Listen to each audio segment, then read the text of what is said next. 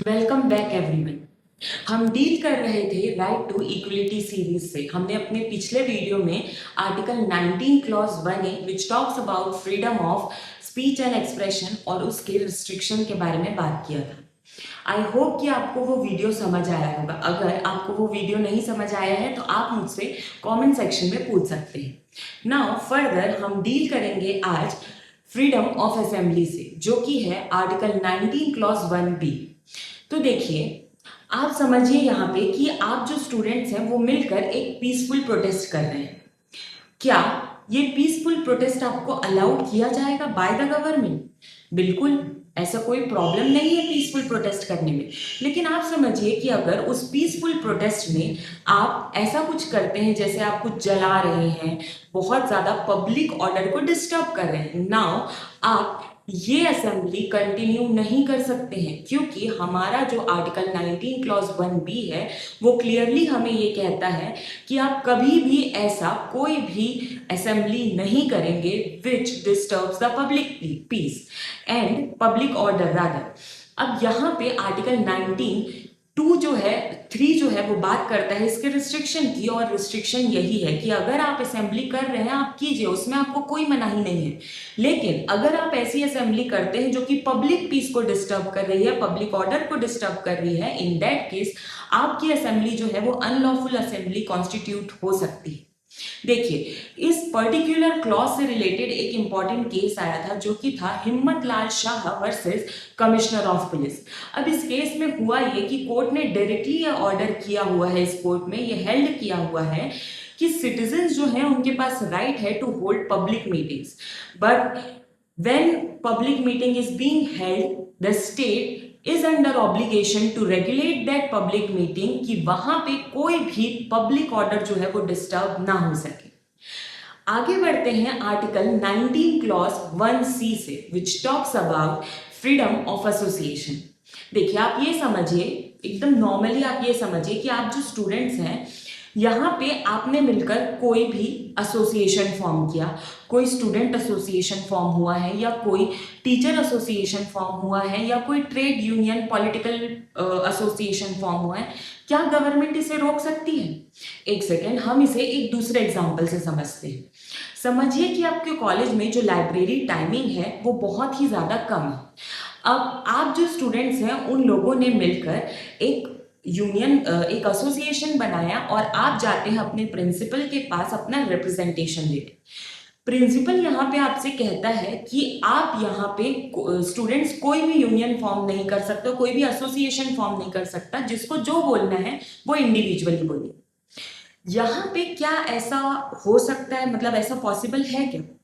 बिल्कुल भी पॉसिबल नहीं है, क्योंकि हमारा आर्टिकल 19 क्लॉज 1C जो है वो बात करता है फ्रीडम ऑफ एसोसिएशन की, और वो ये कहता है every citizen has a right to form association, to form union and to form cooperative society. Now this cooperative society provision has been inserted by 97th constitutional amendment act. Now आप लोग मुझे ये बताइए कमेंट सेक्शन में कि ये 97th amendment act कब और कौन से ईयर में आया था। ओके, हम आगे बढ़ते हैं। आर्टिकल 19 क्लॉज 1B जो है वो हमें राइट देता है to form association, to form union and to form any political club और cultural club, anything. Okay, now देखिए, इस पर्टिकुलर क्लॉज से रिलेटेड एक इंपॉर्टेंट केस है जो कि बात करता है, जो कि है Damayanti Naranga versus union of India. अब इस केस में हुआ क्या, एक लिटरली सोसाइटी बनाई गई, हिंदी साहित्य सम्मेलन। अब इस सोसाइटी के जो लोग थे उन्होंने एक एसोसिएशन फॉर्म किया। अब इस एसोसिएशन में वो लोग जो है, मतलब गवर्नमेंट जो है, उन्होंने फोर्सफुली एक लॉ बनाया और जबरदस्ती कुछ न्यू मेंबर्स को ऐड कर दिया। जो एग्जिस्टिंग मेंबर्स थे पहले, उनका ये कंटेंशन था कि भाई ये क्या बात होती है, हमने जिस एसोसिएशन को फॉर्म किया था अब उसकी आइडेंटिटी ही बदल गई है।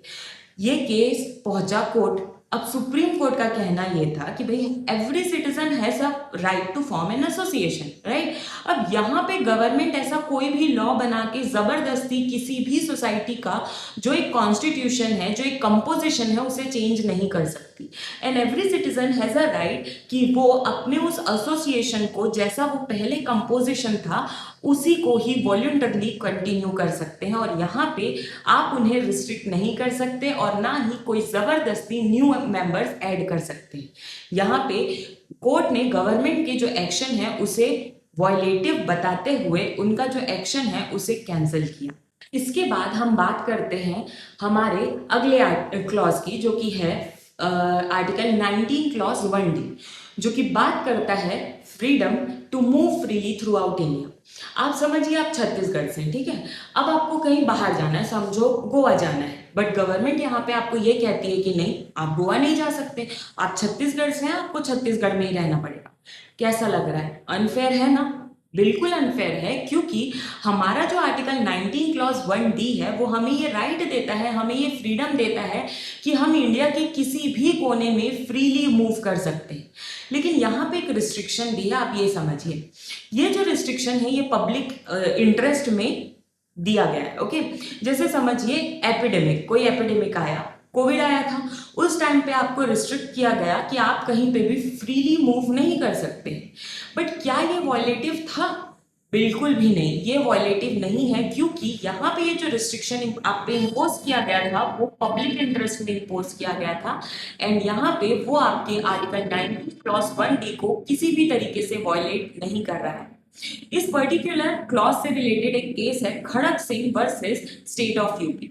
अब इस केस में हुआ ये कि एक सस्पेक्ट के घर में पुलिस जो है वो कंटिन्यू मॉनिटरिंग कर रही थी, सुबह शाम दिन रात हर टाइम मॉनिटरिंग कर रही थी। ये केस जब जो सस्पेक्ट था जब वो कोर्ट गया और उसने ये कहा कि देखो भाई, मेरी जो पर्सनल लिबर्टी और मेरा जो मूवमेंट है आप उसे रिस्ट्रिक्ट कर रहे हैं, जो पुलिस है वो इसे रिस्ट्रिक्ट कर रही है। कोर्ट ने यहाँ पे कहा कि भाई अगर आप किसी भी सिटीजन के लिबर्टी को या फ्रीडम को रिस्ट्रिक्ट करते हैं तो वो वॉयलेटिव है ऑफ आर्टिकल 19 1D, और स्टेट ऐसा बिल्कुल भी नहीं कर सकती। फिर हम आगे बढ़ते हैं आर्टिकल 19 1E में, जो कि बात करता है फ्रीडम ऑफ रेसिडेंस की, राइट।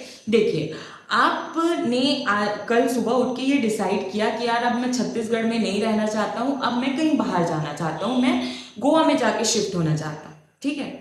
गवर्नमेंट आपको ये बोलती है कि तुम छत्तीसगढ़ से हो, तुमको छत्तीसगढ़ में ही रहना होगा, तुम्हारे पास ये राइट नहीं है कि तुम कहीं पे भी जाके सेटल हो सकते हो।